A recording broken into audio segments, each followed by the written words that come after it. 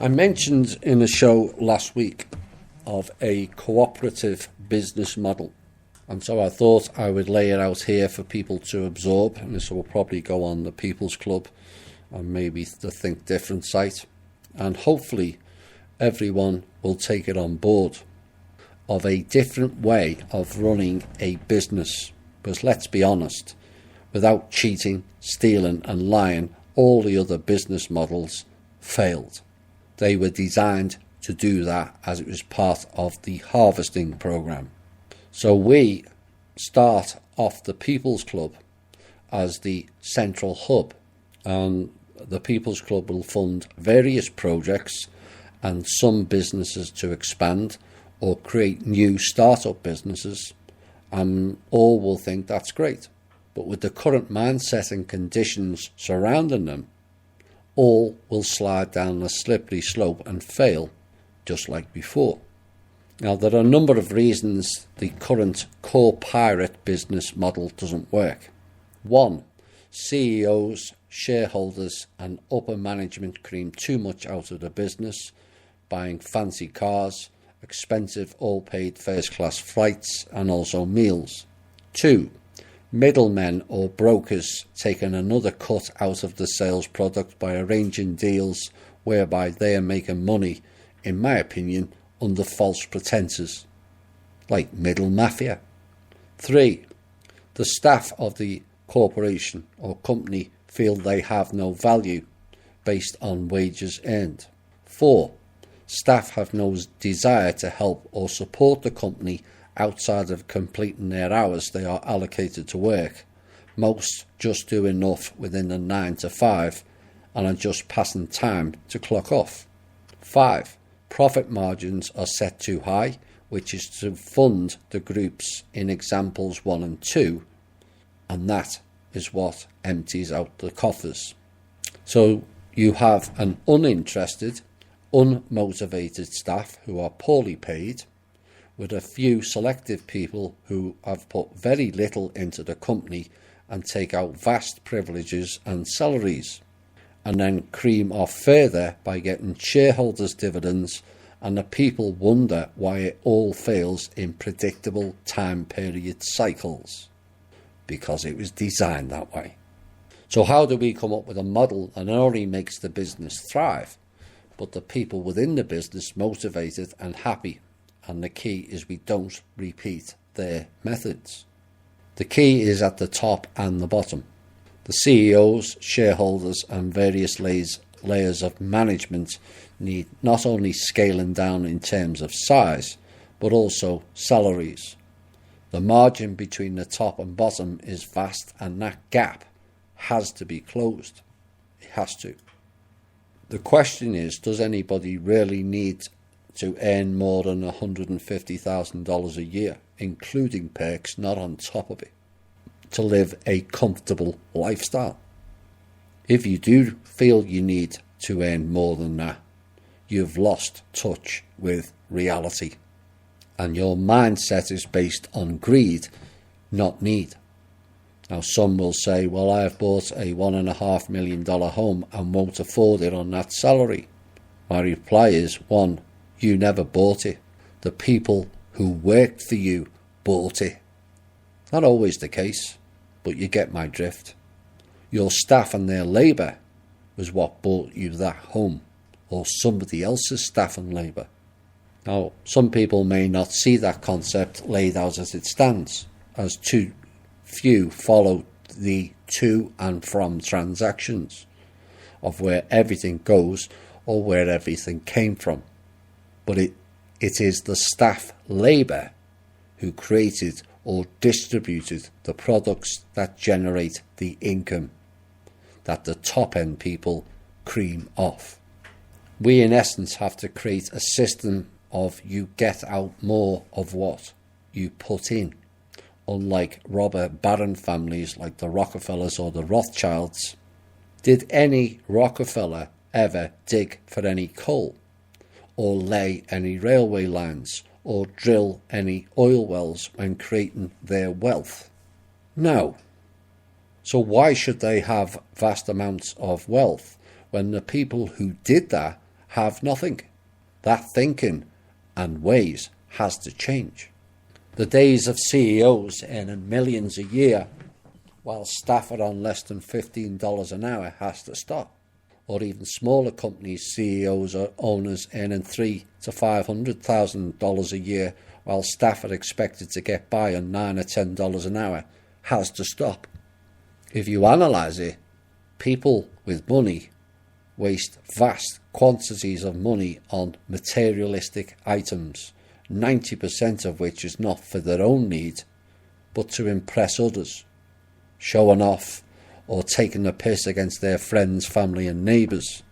Be honest now, when you analyse it, that is exactly the gist of it all. And so whilst you're wasting money on $100 per head steak meals, which are no better than the $30 ones, there are people who can't afford to buy a whole range of items that are essential to living, called basic food, whilst you gorge yourself on over-the-top meals. Is that the way it should be? Is that civilised? Is that an advanced human species? Then these same people spend $1,000 to $2,500 a night in expensive hotels. $2,500 a night for something to sleep in, or the sheets and pillows scattered with gold and diamonds or something. It's just a place to lay your head down and rest, for fuck's sake. While we've got people laying on concrete sidewalks, you're spending $2,500 a night to sleep. People have less for a family of 4 to house, clothe, feed and keep warm or cool for a month than these people are using to sleep somewhere for one night. It's absolutely obscene and so far out of touch with reality, it's just not funny. So all that thinking of the old model and ways of being has to be changed. It won't change by asking the government. It only changes by the actions of the people. So here is how I would like the People's Club to operate. So the People's Club sets up a new business, let's just say a clean water project, and invests in that company. What we would want is for it to create a load of new jobs with salaries that are shared amongst the company. So the top people are not earning 10 or more times the staff are, nearer 2 or 3 times at best. The company would have no shareholders in the old sense, but all staff would be the shareholders of the company. This then motivates the staff into better productivity, as the more they put in, the more they get out. Staff would be encouraged to attend most, if not all, of the company meetings, as they are just as important as the owners. And these meetings should take place within the work environment and not some expensive 3 or more day conferences in some lavish hotel that eats away at profits and makes the products more expensive to the consumer. Company profits could be set at a nominal agreeable figure. Let's use the example of 10%. This can then lower the cost of the product and so it becomes more saleable to the general public. Excess profit can also be put back into the People's Club for further investment into other companies who operate the People's Club way.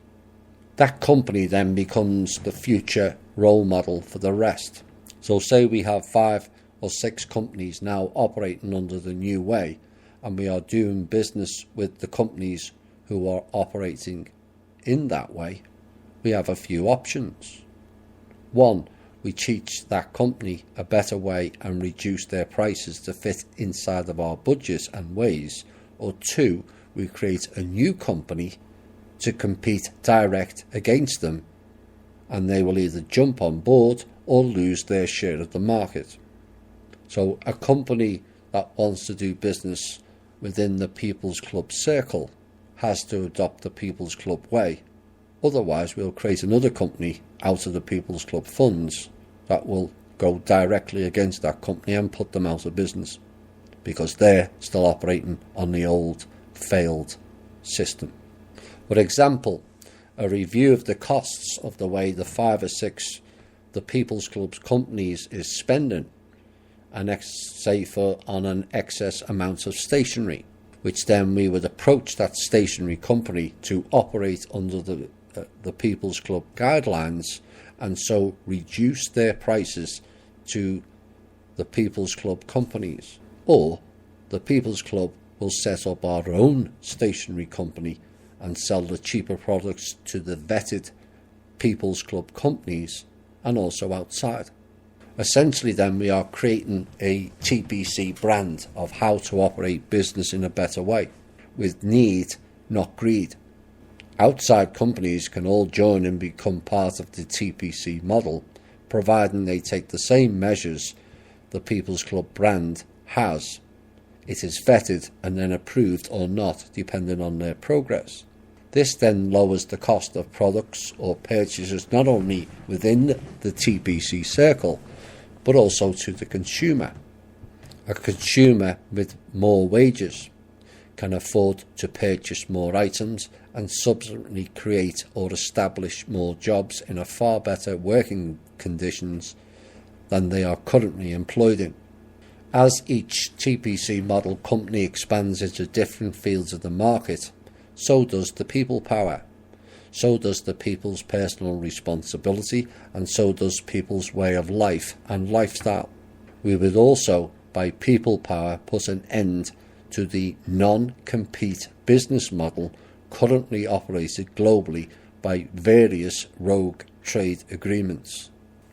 TPC vetted companies would also be encouraged to trade within the circle as much as possible.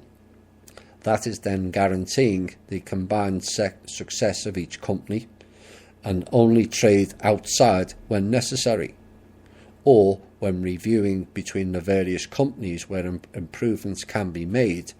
Suggestions can be made then to either add a certain company into the circle, or we create another one, whatever is required. It would create enormous benefits by trimming the greedy fat bastards at the top and the snake oil brokers or middlemen creaming out of the middle, and giving it back to the real earners, who are the staff. Like I said earlier, most people do not need to earn over 100,000 a year.